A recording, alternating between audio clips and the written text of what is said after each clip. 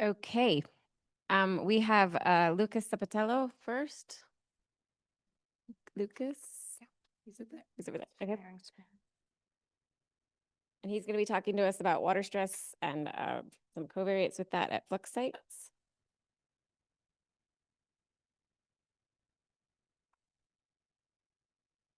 Nope.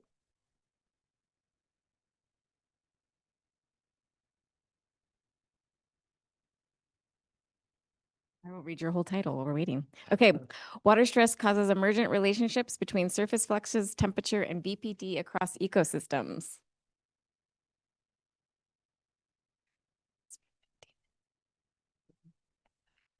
Hopefully. I hit start. Just goes. Okay. All right. Yep. Awesome. How's everybody doing? It's fun to be leading off. Before I get started, I just want to say a big thank you to really everyone in this room. I've been a user of AmeriFlux and FluxNet data really since I started graduate school, and I've never been to this meeting.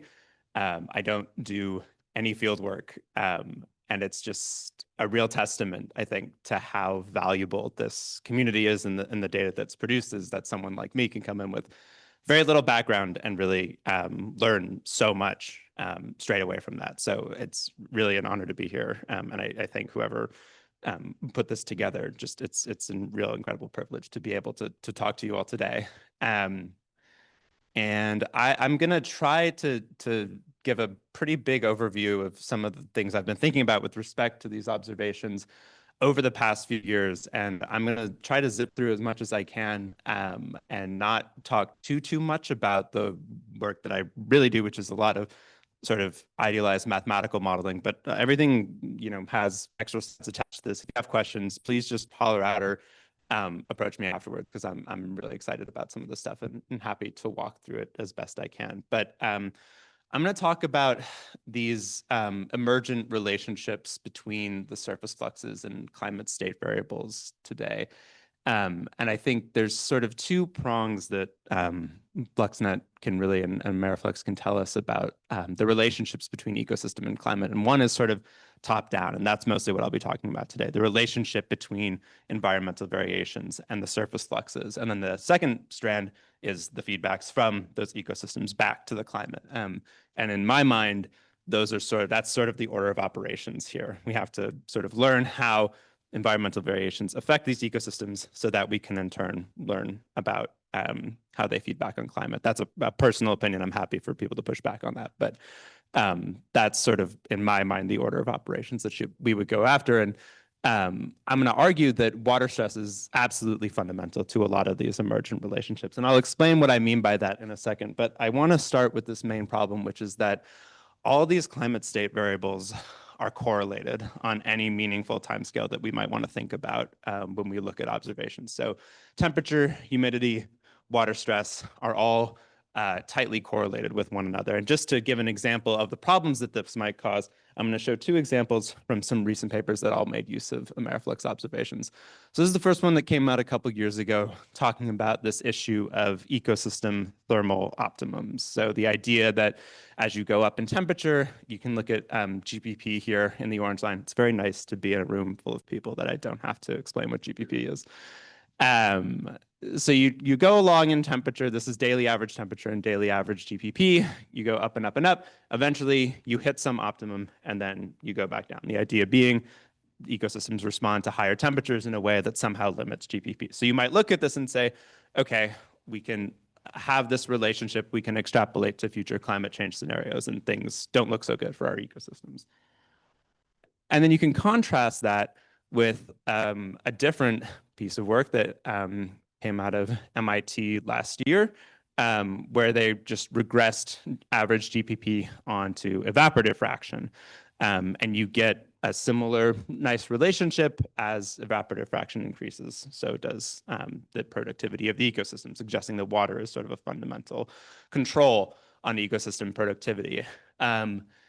And so I'm going to argue that these relationships are all very nice and they're all robust in statistics and blah, blah. But we can't really have an understanding of what is actually driving this variability unless we have some physical intuition for what's going on in the ecosystem. And, you might say, okay, that's a fine thing to say, but, why does that really matter? And the most important thing, so just by admission, I'm a climate scientist. I think about large scale changes in space and time. And I think a really important problem here is that depending on which flavor of environmental stress you think is most important, it's really going to change your interpretation of what climate change is going to do to these ecosystems. So what do I mean by that? This is a map from the IPCC showing the temperature changes expected across the globe under a very aggressive emissions scenario by the end of the 21st century.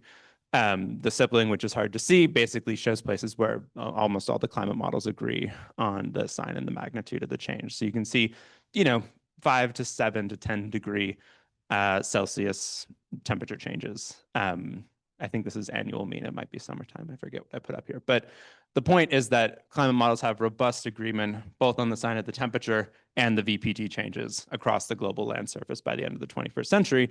The water projections are not as robust.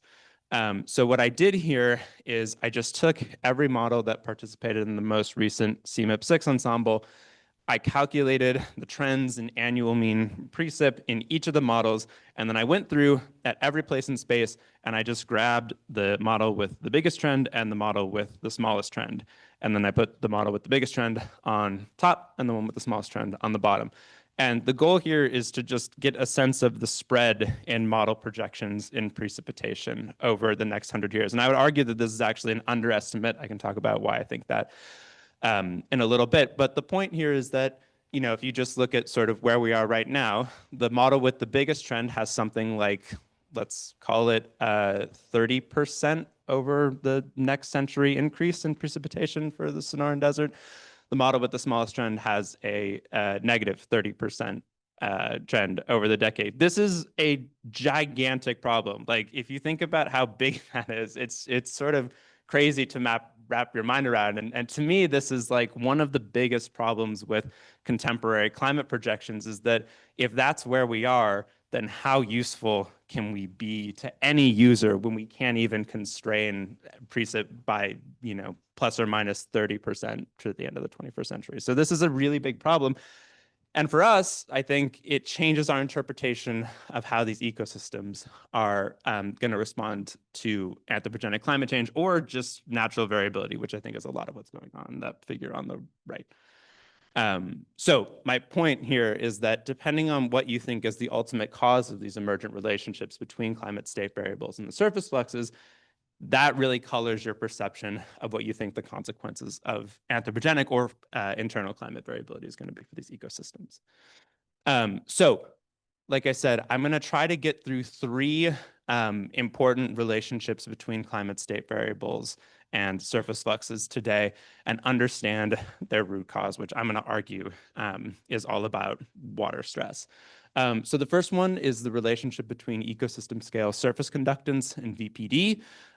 This has been something that's been argued since Ball and Barry came out with a model for model conductance back in the 80s and has been scaled up to understand variations at the ecosystem scale. So you get this basically nice nonlinear relationship between ecosystem scale surface conductance and VPD, the idea being at high VPD, plants close up their stomata in order to conserve water. I'm going to argue that this is ultimately not caused by stomatal closure, but just by the influence of water stress on plants and the surface fluxes. Similarly, this is a relationship between agricultural yields and temperature. So you can see this is sort of like the GPP relationship where you go along in temperature, and at a certain point, your yields fall off a cliff when you start getting exposed to daily temperatures above around 25 degrees Celsius. This has been a feature of the agronomy literature since the early 2000s when Schlenker and Roberts came out with this sort of statistical model illustrating this nonlinear relationship. It's been used to argue that agricultural yields are going to be in real trouble due to climate change. Again, I'm going to argue that this is a representation of water stress, and we shouldn't necessarily be concerned about crop exposures to 35 degrees Celsius if the plants have adequate water supplies. And then finally, I'm going to address this GPP temperature relationship. This has been sort of an extension of the agricultural work. So I started with the yield problem, and then I sort of moved on to try to understand, can we get a sense of how GPP and temperature relate to each other? And again, going to argue that water stress is the proximate cause here. So before I get into anything in particular, and I really, really now am quite sorry for doing math before 10 a.m., tough break. So these systems are incredibly complicated, and I don't have to tell you all this. Everyone has spent more time than me picking apart the intricacies associated with particular ecosystems. But I do think there is a mathematical minimum for understanding these relationships, and I'm going to walk through this very quickly. Please ask questions now or afterwards. But it all starts with the surface energy budget in equilibrium. This is the balance between shortwave radiation coming in, the latent heat flux, the infrared radiation emitted by the surface and down from the atmosphere, the sensible heat flux, and the ground heat flux. I'm going to assume that on daily timescales, we're in equilibrium. That's not a perfect assumption, but for us, it's going to be okay. The second part of this is a minimum water use efficiency model for GPP. So I'm going to frame everything in GPP for now. I've thought about how this applies to evaporation and latent heat flux, but for now, we're just going to focus on carbon. So the idea here is that GPP is related to the incoming solar radiation and only has a contribution from water stress. So all that's happening here is we've got some conversion factor that relates solar radiation to GPP. That's that epsilon x parameter. It increases with available soil moisture. That's that linear scaling with M. And then we've got a dependence on incoming solar radiation as well. So just everything's linear, nothing complicated happening here. So now I'm going to talk about two ways to think about it to address separately this issue of temperature and VPD. And they look very similar, but I think there's some important distinctions. So temperature first, again, gross oversimplification of the observed behavior. If there's a mutiny in the crowd, so be it.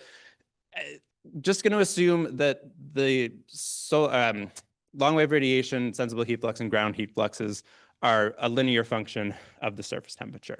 So again, very oversimplified, but for us, it's going to be close enough.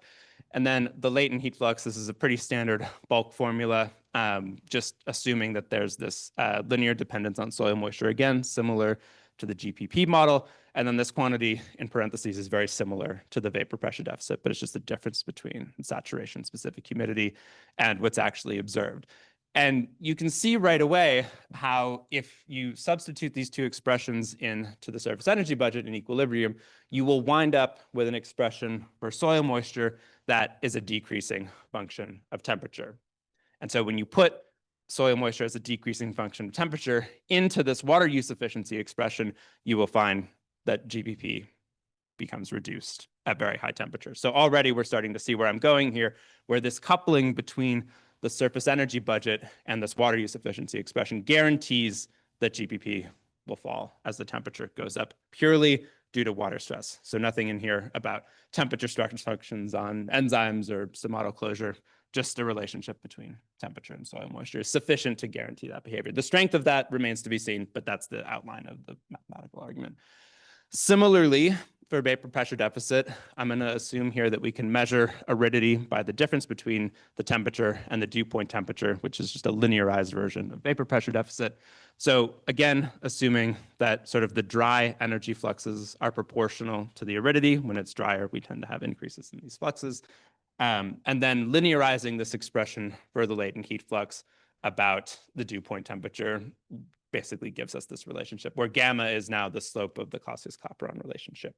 So the slightly different flavor of what I'm showing on the left and the right, the only difference is instead of air temperature on the left, we're thinking about things in humidity terms on the right-hand side. But the end result is the same, which is that we wind up with a equation for soil moisture that's a decreasing function of aridity. And when we put that back into our water use efficiency equation, we will wind up with an expression for GPP that decreases with humidity. So I'm going to now show some observations where I've lumped a bunch of AmeriFlux data together. I've separated it into bins and put it back into that those expressions for GPP. I'm going to start with temperature. So the black line shows all the AmeriFlux data binned into these different values of temperature and solar radiation. The black line is the observations. The dashed line is the theory. So the theory reproduces this observed thermal ecosystem optimum behavior without including any biological temperature stress. And the same is true for humidity. You can put this in, and in the solid line, I'm showing the observations. You can see there's this optimum value, and then you decrease as you go to basically very arid climates, and the theory reproduces this behavior. So it's not perfect. Again, lots of oversimplifications here, but I think this is kind of a nice result because you can see how this relationship between temperature and soil moisture guarantees these behaviors without having any representation of biological heat stress or humidity stress. The gap here, of course, is that these are diagnostic equations, right? We don't have a cause and effect here of just sort of pointing out this connection. So to really understand what's happening here, we need to look at some case studies. And that's kind of where I want to go with this. So I'm going to just talk through a couple of things that I've done over the past couple of years that have sort of like led me to this result. So the first thing, when I started my postdoc, Kagan McCall pitched this project, which I was really excited about, where we looked at variations in surface conductance over non-vegetated salt flats. So these are hydrologically active ecosystems that have no plants. And when we back calculated the ecosystem scale surface conductance, we found stomatal closure, essentially. So the idea here is in this environment with no plants, if you put this sort of scatter plot with a regression line drawn through it next to a bunch of other ecosystems that do have stomata, you would not be able to tell the difference. So we've found stomatal closure in an environment with no stomata, suggesting that the variations in water stress are the ultimate source of the variations. Similar with agriculture, these are reproductions of that standard Schlenker and Roberts relationship between maximum temperature and yields. We see this nice behavior over rain-fed counties. If you look at the USDA data that has separation between fields that are and are not equipped for irrigation, the temperature dependence disappears. So this is, again, a representation of how once you control for water stress, you lose these temperature dependence, which illustrates to me that water stress is the ultimate cause of the variations. And in both these cases, I should point out that we have very idealized modeling that can support this result that I'm not going to talk about, but happy to walk through it with folks that are interested. And the last sort of piece of science I'm going to show here is the relationship between the thermal optimum and gross primary productivity. So this is all flux towers on the left. You can see the sort of overall shape of this nonlinearity. When you control for evaporative fraction, you find a very different story, which is that as long as these ecosystems are sufficiently well watered to a certain extent by nature, this is now no longer irrigation, the relationship between temperature and GPP looks very different than it does when you don't have sufficient water resources in your ecosystem. And the one modeling thing I'm going to show is that we can reproduce this behavior in a very simple boundary layer model. But again, the important thing here is there's no temperature stress included in any of these models. In fact, there's not even anything that suggests that any of these surface fluxes, whether it's carbon or water, should decrease as you go up in temperature. And I think this is really exciting because it lets us sort of isolate the physical from the biological components in a way that I think is really valuable. So just to close, I'm going to throw up some conclusions here. I think that water stress has parallel efforts on the surface fluxes and climate state variables that drive these emergent relationships between temperature, BPD, and the ecosystem scale fluxes. And I would argue that all of these relationships can be understood in the context of water stress, not necessarily having recourse to biological functions that, by the way, are the bedrock of how global climate models do this.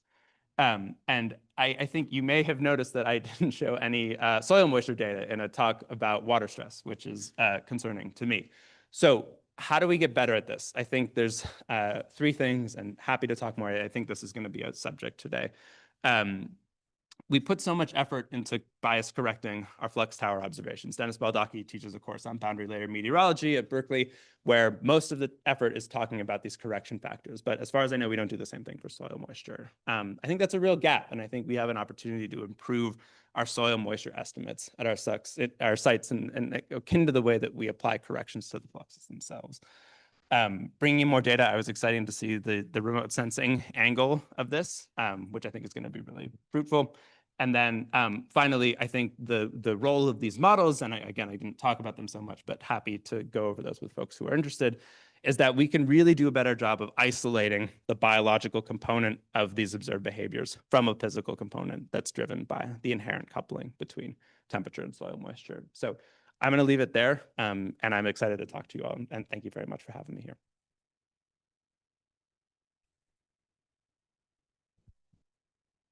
I'm clearly not scary enough and trying to get people to stop their notebooks. We're gonna do one question. Kim. Oh.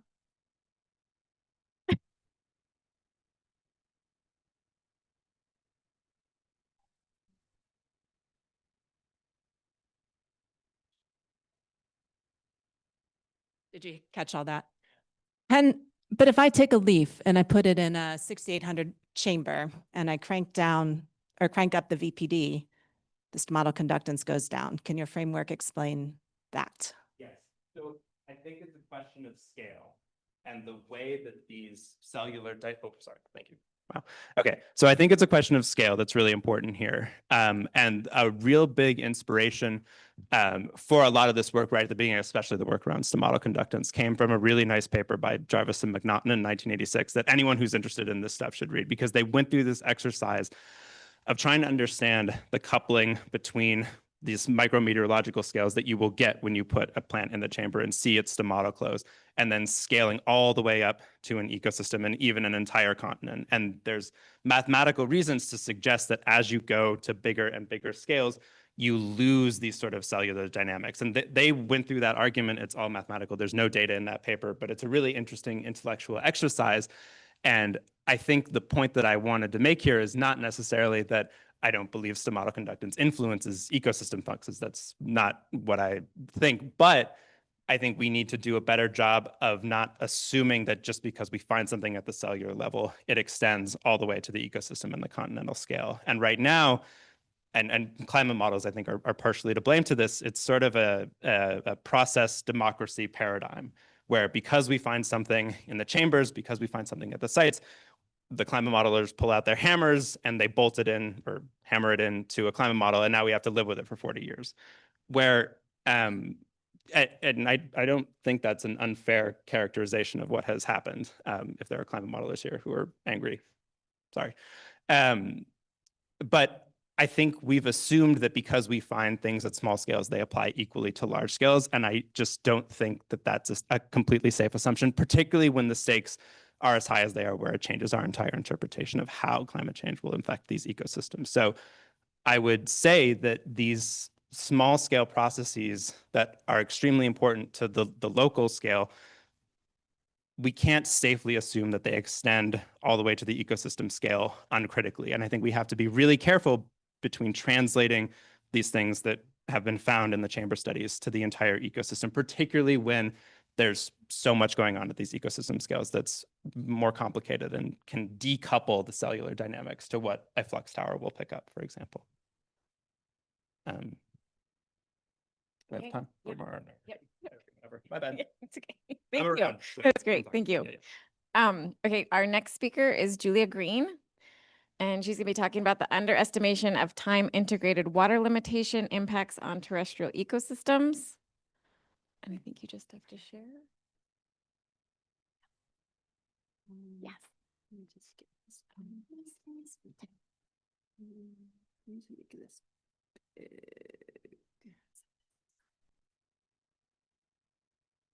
Oh, cool.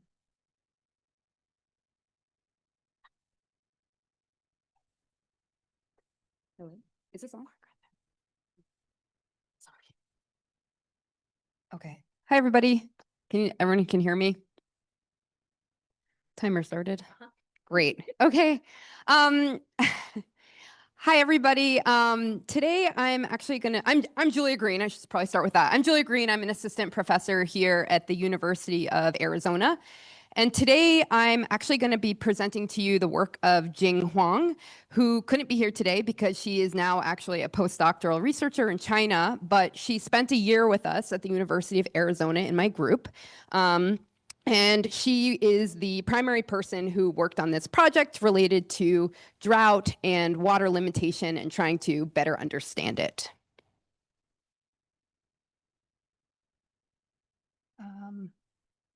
Oh, there we go. Sorry, there was a little bit of a delay. So starting with some motivation for this project, recent studies have shown that ecosystems are becoming more sensitive to water availability. And so this is a figure from a 2022 paper, Nature Climate Change, showing the trend in the length of the water limited season that was predicted for 1980 to 2100. And so it's very widespread that ecosystems are predicted to become more water limited in the future and to spend more time being water limited than they are today. Now, at the same time, what we're seeing is that droughts are becoming more frequent and more intense. And so this is a figure from a paper that came out this year, 2025 in Nature, and it's showing observed trends in drought magnitude and frequency based on the standardized precipitation evaporation index. The SPI, if it's negative, that means the drought is more extreme. So what you can see is that the magnitude is basically increasing and the frequency is also increasing. And so this is using observations in the last 40 years. So droughts are increasing frequency and intensity. Now, if we combine that together, so we have that higher sensitivity to water availability, and we add that with more extreme and frequent droughts, what we end up getting are negative GPP anomalies. And so this is a figure from a 2019 Nature Climate Change paper showing model predictions of GPP anomalies into the future. And what you can see is that GPP anomalies are becoming more negative, less carbon is being taken up. So what all of this suggests is that droughts are going to be a really defining feature of ecosystem function in the future. And what it also suggests is that we should probably do a better job and try to improve our understanding of drought impact on ecosystem function. But how do we define and analyze drought? If anyone here, probably everyone here, has studied drought, you'll realize that there's not really one definition, and there's not really one methodology to look at it. So we have drought indices based on climate, we have drought indices based on ecological function, we have all different methods, all different timescales of looking at it. And like these three studies that I just showed all use different methods. And so how do those different methods and the way that we look at drought impact how we interpret their impacts? And so that's what was the motivation for this project. And we had two research questions. One we wanted to look at was how does the use of different types of drought metrics influence our interpretation of water limitation impacts on ecosystem function? And then second, how does the analysis timescale influence our interpretation of water limitation impact on ecosystem function? So we set out to answer these questions using global flux tower data. And we used towers from not only AmeriFlux, but also ICOS, TERN, and FluxNet. And we started with 408 flux tower sites to choose from. And we investigated the changes in ecosystem function during drought using two different methods and at two different timescales. So the first method we used is the commonly used standardized precipitation evaporation index. This is a monthly drought index that you can apply at different timescales. It's based on atmospheric data related to precipitation and potential evapotranspiration. And we defined drought as when the SPI was less than -1, and we defined normal conditions as between -1 and 1. Now, as a second approach, we used what's called the critical soil moisture threshold. And this is a method that we applied at the daily time scale. And so you basically look at the relationship between soil moisture and the evaporative fraction. And you aim to basically identify this inflection point where the ecosystem is changing from being water limited to energy limited. And we call that the critical soil moisture threshold. And this is much more related to ecological function versus the SPI, which more is based on atmospheric anomalies. So in the end, because we had to have a drought, the SPI had to be below -1 at every flux tower site for us to be able to apply this. And because we had to have soil moisture and an ecosystem transitioning from energy to water limitation, this took our 408 flux tower sites and took it down to 146, but still pretty globally widespread. And this is where we applied these methods. So the first thing that we did is at every Flux Tower site, we identified those months based on the SPI where we were in drought. So SPI less than -1. And then we took our daily critical soil moisture threshold and we looked at within that month, how many of those days were actually water limited. And what we realized is that if you apply this and you use these different metrics of the SPI, we have the 1 month, 3 month, 6 month, 9 month, and 12 month. Actually, in the end, only about 50% of those days the ecosystem is actually water limited, and in the other 50%, the ecosystem is actually doing just fine. Now, if you're using the SPI to infer things about ecosystem water limitation, this might be a little bit concerning. However, if you're in a dryland ecosystem, it actually works pretty well. But if you're in, for instance, a tropical or boreal ecosystem or temperate, as I said, you might want to exert some caution. So why during a drought defined by the SPI, why do we see that, sorry, I clicked twice. Why do we see that an ecosystem is not necessarily water limited? Well, first off, of course, we can have rainfall events that occur during a drought month that are going to basically cause these increases in soil moisture where you're going to have an ecosystem response like GPP, latent heat flux, and sensible heat flux. And so in the end, even though you might be a drought, 50% of your month might actually be simply okay. So that's a timescale issue. Now, the other thing is that, as I said, the SPI is more related to the atmosphere rather than ecological function. So, for instance, the SPI is not going to capture if there's lateral flow in the groundwater. It's not going to capture if there are deep reserves, which are available to the plants. In addition, if you're in an energy-limited ecosystem, it might actually be beneficial that you're having an anomalously dry month because you have more radiation. And so these are some of the issues if you're using the SPI to look at drought impacts on vegetation and you really want to know what the water limitation impacts are. So these are some sort of results figures showing how using a daily threshold versus a monthly drought index is going to influence your interpretation of how drought impacts ecosystem function. And what you can see is that if you use a monthly drought index, you're going to end up underestimating water limitation impacts on positive sensible heat flux anomalies, negative latent heat flux anomalies, and negative GPP anomalies. And so that's what this figure here is showing on the right. It's showing the normal conditions in black, the SPI conditions in the blue color, and the red colors are if we only use those days where the ecosystem is actually water limited. Now, obviously, we had 2 research questions, and the problem is we have time scale and method varying between the 2. And so it can be difficult to tell whether this is actually maybe just a time scale issue, or maybe this has to do with the ecological versus the atmospheric approach. And so we also applied this at using daily standardized precipitation evaporation index data. And what we saw is that still using this approach, the changes in sensible heat flux, latent heat flux, and GPP are underestimated compared to using that critical soil moisture threshold, which basically suggests that, yes, it's a time scale issue, but it's also related to how this metric is actually created and what it represents. So going back to these questions, how does the use of different types of drought metrics influence interpretation of water limitation impact on ecosystem function? Well, climatological drought indices will not necessarily capture that. And second, how does the analysis timescale influence interpretation of water limitation impact on ecosystem function? Well, finer scale data is going to better capture ecosystem response to those rapid pulses in moisture. And so in conclusion, using finer scale data directly tied to ecological function is going to give a better indication of how water stress is impacting vegetation. Our plants can't just walk into a therapist's office and tell us what's wrong. And so it's up to us to figure it out with these different methods. So thank you.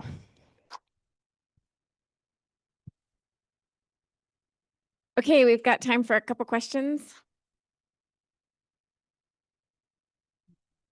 It was. You're behind, I'm fine. Dave? Lucas? Okay. Second, can you go back a couple slides to the? Thanks. One for this one, yeah. I just want to make sure I understand what's the difference between, so in panel A, you've got the distribution of all sensible heat flux without controlling for precip anomalies. And then what's the blue? So basically we have normal conditions, which is SPI between -1 and 1. So those are months where that aren't considered drought. Yeah. Then we have in the blue color when the SPI is less than -1. Got it. And it's basically sensible heat flux for all, like if it's a 30-day month, that's all 30 days. Got it. And then in the red, we have the critical soil moisture threshold if we actually index which days are water limited and we only look at the sensible heat flux during those particular days. So what's your interpretation of why the difference is so big in the sensible heat flux, but I mean, it's big in the latent heat flux, but it doesn't look as big to me. Compared to latent heat flux and GPP? Just looking at these distributions here, like the distribution for the red months in latent heat and GPP, they don't look, do you see a really big difference here? Or I guess I'm just struggling to interpret this figure a bit. The differences in latent heat flux and GPP are not as pronounced. And I believe that has to do with like the energy limited ecosystems versus water limited ecosystems. Okay. Thank you. Marguerite, did you have one? No. Okay, we're gonna move on, I think. Sorry. All right, next we have Anam Khan. Hey. The role of hydrologic intensification in ecosystem recovery from flash drought induced acute water stress across the Western US. Okay.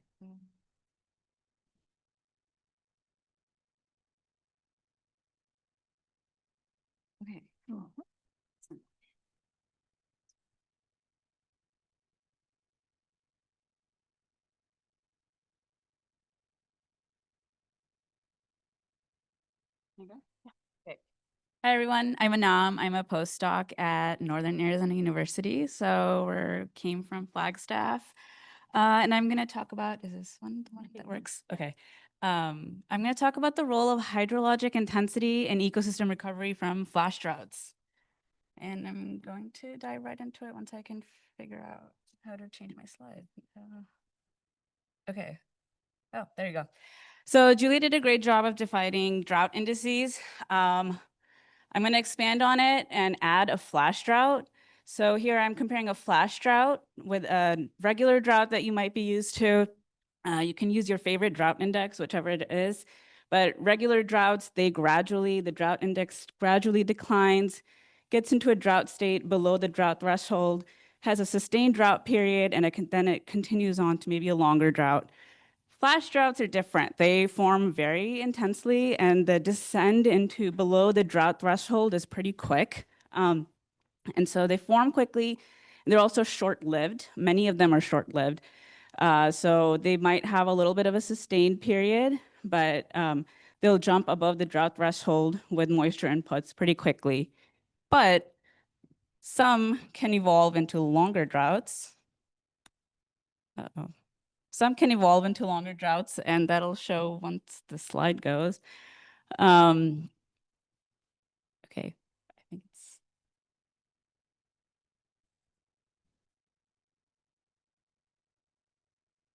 Oh, it's straight, okay. Some will evolve into longer droughts. They might form quickly, and they'll evolve, and they can take place within a drought. They have been widely observed across CONUS, but also across the Western United States, which I'll be focusing on today.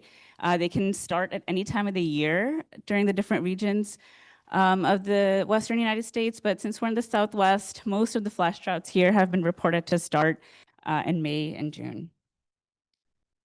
Okay, so there's a lot of literature that shows that ecosystems have divergent responses to flash droughts.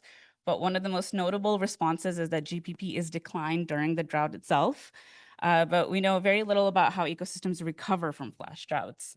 And from studies of longer droughts, there are some recovery trajectories that are proposed. I want to point your attention to the lagged recovery, which is usually attributed to a drought legacy effect, in which droughts leave a lingering effect that persists even after the drought breaks with moisture input. So we start out by asking, do flash droughts leave a legacy on NEE, the net ecosystem exchange of carbon dioxide and evapotranspiration across the Western United States? But before I tell you how we did that, we have to talk about whiplash. And hydroclimate and hydrologic whiplash has been reported, again, across the Western United States. This is a phenomena where very dry conditions are immediately followed by very wet conditions. And vice versa, very wet to very dry. And this has been reported at the interannual scale, but also at the subseasonal scale. So since flash droughts are occurring across the Western United States, and many of these flash droughts during the recovery period, they might be experiencing unusual moisture inputs. There's good reason to believe that flash droughts in recovery are potential sources of subseasonal whiplash in many areas, focusing on the Western US for this talk. So we must also ask, how does soil moisture whiplash influence recovery from flash droughts? Okay, to do this, we detected flash droughts at 15 AmeriFlux sites across the Western United States. A good chunk of them are clustered in the Southwest. Many of those are the sites that were shown in the beginning of this conference. And we use methods by Osman et al. To detect soil moisture flash droughts. We compare 5-day running means of soil moisture with 20-day running means. And once the 5-day falls below the 20-day, the flash drought starts, and that's the flash component of the flash drought. It indicates rapid intensification. And then when it falls below the 0.2 long-term quantile for that time of year, it's in drought conditions. So there's sufficient drying of the land surface, and the drought is broken when the 5-day mean falls above the 0.2 quantile. Then we fix a 20-day recovery period. So we're looking at the legacy effects of immediate recovery, short-term immediate recovery. And we have a regular recovery where the 5-day mean broke out, but it still stays between the 0.2 and 0.8 quantile of soil moisture. And then we also have soil moisture whiplashes, where the 5-day mean, the recovery period consists of soil moisture recharge that is unusually wet for that time of year, given the long-term quantiles. Okay, after we detected all the flash droughts and we marked their recovery periods, we remove the flash drought and recovery periods from the data. And then we have a reference data set for each site. From this reference data set, we develop a reference model, which I'm going to refer to as SAM. So you'll hear that throughout the next few slides. We do this for NEE and LE at the daily scale. And when we talk about legacies, it's important to mention environmental memory, which is especially strong in drylands, which is just a sensitivity of the ecosystem to antecedent environmental conditions, just the past, but longer term past than how long these flash droughts last. So if we don't take in environmental memory into account, we risk attributing the entire lagged recovery to a legacy effect, where it could have just been responding because that's what the ecosystem does. It remembers the past, like way past. So yeah, we build a memory-aware reference model using concurrent and antecedent covariates. And then we predict potential flux during the flash drought and the recovery using our reference memory-aware reference SAM. And here I'm showing you how we quantified legacy. They're just observation model deviations during the recovery period, which is the orange period. So you have the model, the potential NEE or ET, latent heat flux, from the model estimates, and then you have the observed flux in the stars, and the difference between those during the recovery period is used to infer something about the unique legacies of flash droughts during their recovery period. Okay, and I'm gonna summarize these for you. There are a bunch of different types of legacies that we detected, but I'm gonna focus on two of the most important ones. The first one for NEE is a state switch. So the model, the memory-aware model predicted a net sink, but given the environmental conditions of recovery and given the sensitivities that it has learned from the reference data. But we actually observe a net source during the recovery period of the flash droughts. And this is most pronounced in the evergreen needle-leaf forest for regular recoveries. In the gray here, I'm showing you how much of a magnitude the model tends to just make this error during the reference period. Because all models are wrong, but some are useful. So we have to take that into account. And we compare model observation deviations with what we would expect during the reference period from the model anyway. It's like a background model error. And again, we see that this error is enhanced during regular recoveries for evergreen needle-leaf forests. And for certain sites like open shrublands, closed shrublands, and savanna site, all of the recoveries are whiplash recoveries, and a lot of them do show a legacy effect, which is like a model observation deviation, which is far greater than what we would expect under baseline conditions. And in grasslands, whiplash somewhat amplify this legacy. And for evapotranspiration, for latent heat flux, again, we see pronounced effects at the needle-leaf forests, evergreen needle-leaf forests, and ecosystems that experienced both the regular recovery and the whiplash for savannas. And again, evergreen needle-leaf forests, this legacy is amplified during those whiplash recoveries where ecosystems are experiencing rapid changes, rapid state switches between very dry conditions to very wet conditions in short periods of time, like usually within 30 days. Okay, so this adds up for the annual net exchange of CO2. Here I'm showing you years that were observed as annual net sinks of CO2 across the sites. And on the y-axis, I'm showing you the percent of the potential net sink. And this was calculated by calculating the annual net sink using observations first, and then calculating a potential annual net sink by replacing observations with the model predictions during the recovery only. So here's what I mostly want to say about this and the limitation of time is that there's a lot of intraannual variability of how much of an impact flash droughts can make, their recovery periods can make to the annual net exchange. And this is also true for net source, which I don't have here, but I'd be happy to talk to you about. Okay, and main takeaways. Flash drought NEE legacies include ecosystem state switches. So those state switches between soil moisture, like very dry states to very wet states, contribute to ecosystems becoming a source where potentially they could have been a net sink given those environmental conditions and the sensitivities that exist during the reference period. These add up at the annual scale. It has large impacts on the annual net exchange of CO2. ET legacies can result in suppressed ET during recovery from flash droughts, especially in evergreen needle-leaf forests, and tying it all back to hydrologic intensification, soil moisture whiplash, which is reflective of hydrologic intensity, is widespread and amplifies flux legacies across many ecosystems in the West. Thank you. Sorry. Thank you. Time for one question.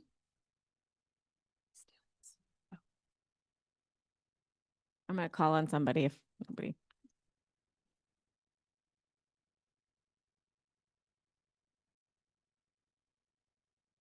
John. Thanks. That was a cool analysis. I'm going to ask the obvious evergreen needle-leaf forest question. What do you think's going on there? Why was the response so much bigger, and why was it different between whiplash and regular?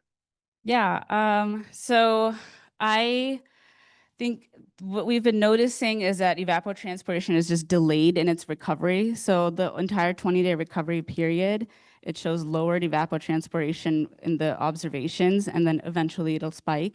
So it can either be due to a delay of the response to moisture inputs of surface conductance.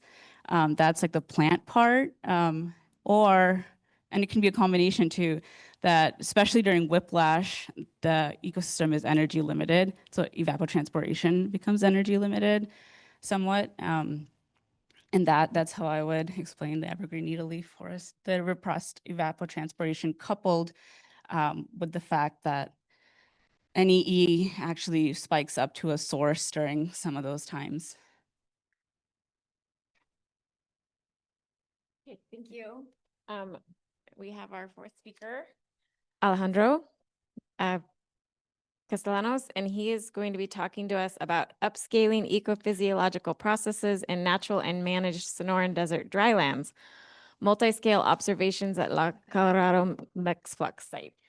And just to interrupt, I'm going to give John a deck because he asked a question. So No. if anyone wants to ask questions, that would be one way Did Kim get one? to get a deck. Oh, yeah. All right. Okay.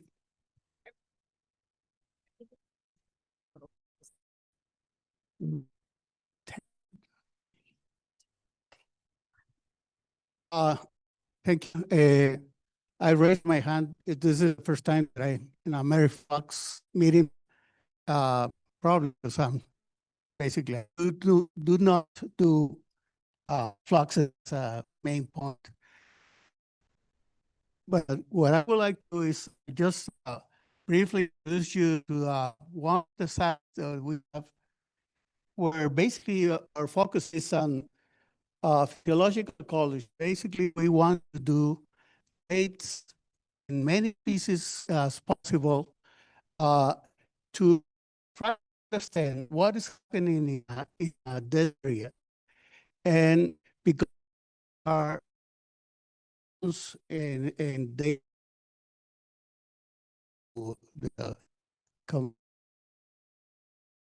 have an effect on how they different traits can change what the community or the ecosystem is doing as a matter of changing. So basically, we are focusing in our group on how are affected by also or we are in a trying to understand long. Is it a resource that is limited?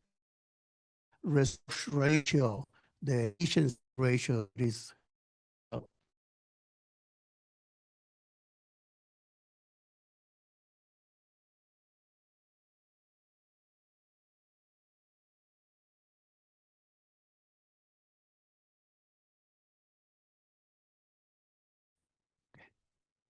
and what we have we tried for a long time try a long-term station here and to understand what is the role of biodiversity in these changes. We want to understand how when a native community is managed or changed in a structure, in this case, we have, is there a pointer? No. Okay. We have a buffalo grass savanna. There is a, as you know, to people in the region, buffalo grass is an exotic grassland that has been introduced. It's common in Mexico for cattle raising.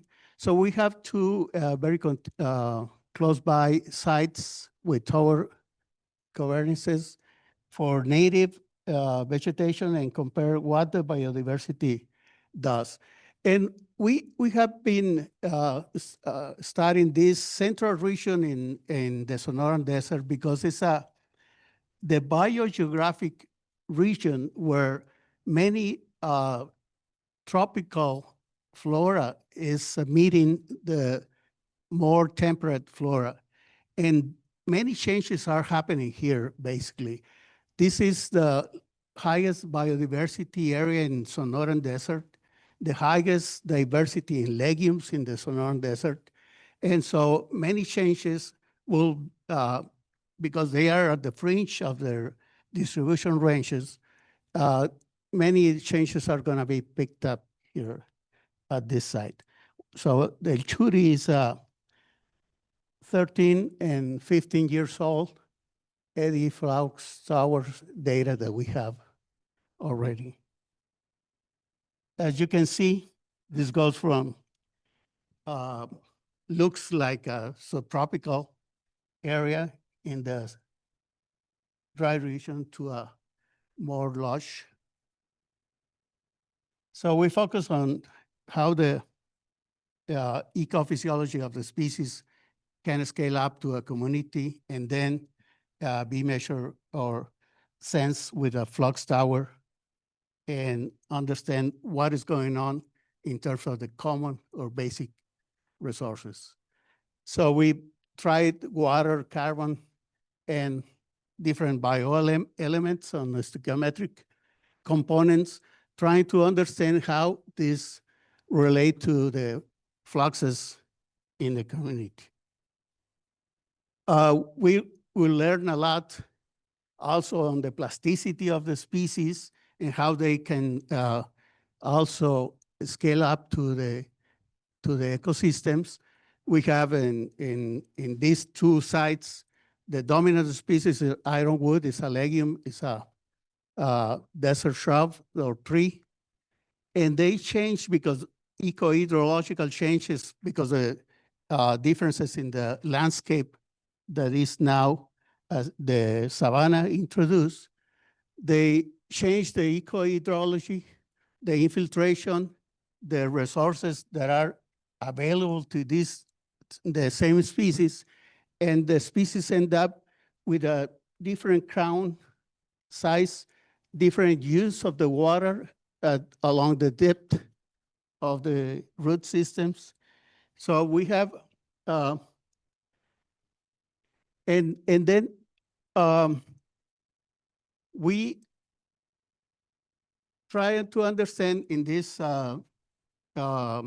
basically in this region where desert and more neotropical species meet, how they respond to different soil moisture events with the subflow. We have here two different strategies of species. One that it's closed down the stomata very fast to deal with the stress. And that's basically the two subtropical species and the evergreen species that have a more long, year-long subflow in the region. So basically, we are dealing with a lot of traits, both in the water and the common and the carbon acquisition, the via photosynthesis, the water instantaneous or intrinsic water use efficiency of different species. And then we try to bring all the species down to different functional types so we can understand better what these different strategies, legumes, non-legumes, are doing in terms of efficiency of use of different resources. And what we have found is that many of the segregation in the community are basically, we can model that with carbon or stoichiometric carbon phosphorus, nitrogen phosphorus, and phosphorus photosynthetic use efficiency, and different, basically, we have those differences detected to the flux, the functional types, and then scale up to the community, waiting for either the biomass or the density in the community, try to understand how they are differentiated in their niches. So basically, we found that photosynthesis, nitrogen content, water, nitrogen, and phosphorus use efficiency are the ones that can define the different strategies within the community. those also have, oops. So what is, how many minutes? That's longer than that. What does this tell us in terms of what we have observed? We have over this 12, 13-year period, we have found a decreasing precipitation trend, but more important is that in this region, not only summer, but fall rainfalls are the ones that are the main drivers of the growing season. And particularly if you see fall, during the fall, decreasing trend has been much more important, both in rainfall and in soil moisture. That means that we've been focusing on fluxes and GPP, but also I will state that the longer, the drier season for some of these species that are very responsive to intra-seasonal droughts might be important. We already have documented that in these sites, the native sites have been variable in terms of the net ecosystem productivity, sometimes positive, sometimes negative. Up to very recently, the grassland, the buffer grassland had been always positive, except for this last couple years. In our experience, CT has been a very good proxy for water use efficiency. And in this buffer grass system, it's been it can have a positive net ecosystem productive during the drier season with only a small amount of rainfall. So what we want to come to do in the site is something like this, basically, is have enough data to understand what those ups and downs or variability in the GPP or GEP is due to. We can see photosynthesis in these two different functional types being affected more or less by the droughts or the soil moisture, and how this relate very closely to these subtropical species, the increasing drought fast happening in a diminishing subflow. So basically, we've seen a lot of importance, or we are interested in more of this intra-seasonal variability, how the species are responsible or reflect on the GEP of the ecosystem, and how we can sense this from above.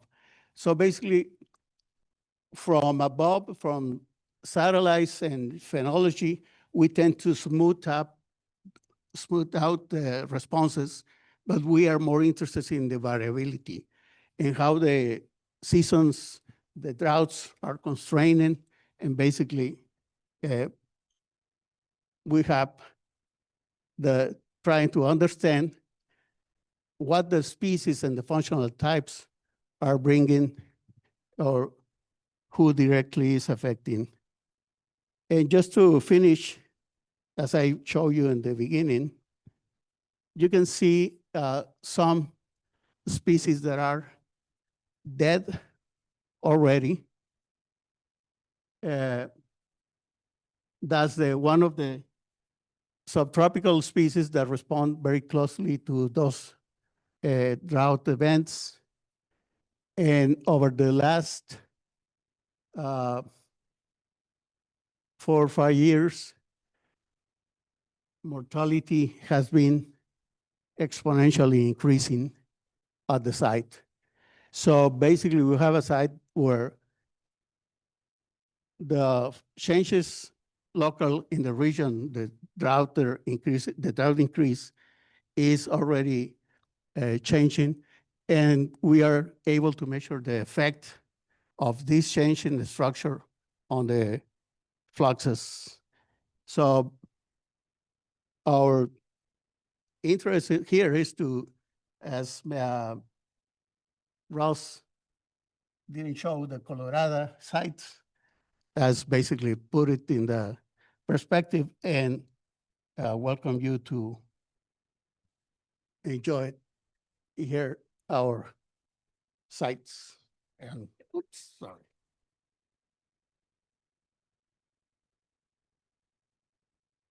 Thank you. And time for one question to earn your cards. Somebody wants to play the game.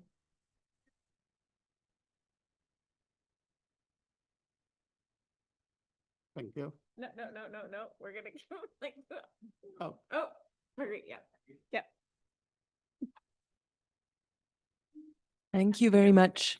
I had a question sort of just to help me understand the sites a little bit better. Is the bufflegrass site dominated by bufflegrass, or does it also have some of those native species with bufflegrass in the interspaces? Yeah, it has most of, the dominant species are there, the 3 species, some of them, basically the ones that are palatable to cattle. And most of the shrubs are gone to bufflegrass. Okay. No one is allowed to exit the site without the group photo, which is next. And then after that, the people who are in the first poster session need to quickly move from photo to poster.